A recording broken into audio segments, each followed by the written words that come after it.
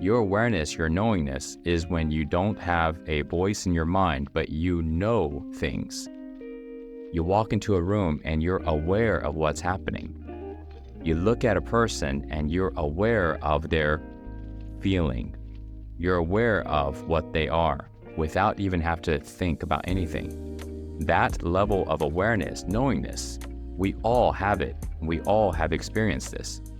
But when our conscious mind is too loud, we can't access this knowingness. It's as if it doesn't exist. It's like you have two music that is playing, one that is very soft and one that's very loud. If it's both playing at one time, you only hear the loud.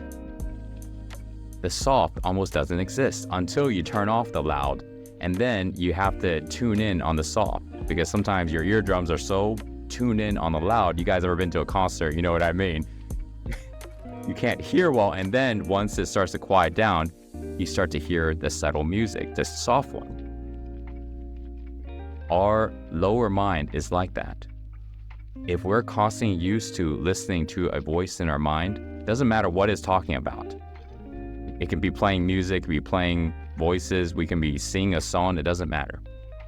If you're constantly listening to that, when it does start to shut down, you still have to give a little bit of time before you start to become aware of your lower mind. And that lower mind has a lot of answers to what you're looking for. It gives you a lot of understanding of what you need to do. Okay. So your goal in doing practice when it comes to your mind is to be able to quiet down the mind. But the challenge to doing so is your mind is going to question things. And if you don't have the answers to these questions, it's kind of tough to just ignore it. So you have to come up with answers. You have to have some type of understanding so that you know you don't need to listen to that mind. Until then, you may ask certain questions and you don't know the answer, it's really difficult to ignore. So my job is to help give you those answers, to connect certain dots. So you go, I get it. I don't have to constantly think about it. Now that I don't need to think about it, it's not like the thinking stops, but I don't have to pay attention to it.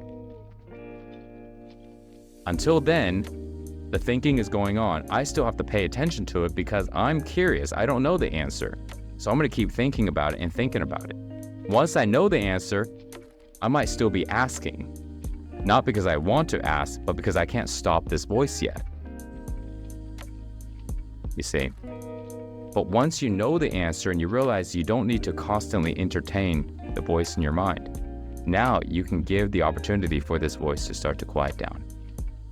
And when it quiets down, you access this lower mind. And when you access this lower mind, we can also call this being more present, accessing a meditative state. And then now there are deeper meditative states and deeper levels of presence. And the deeper that you go, the more information you access.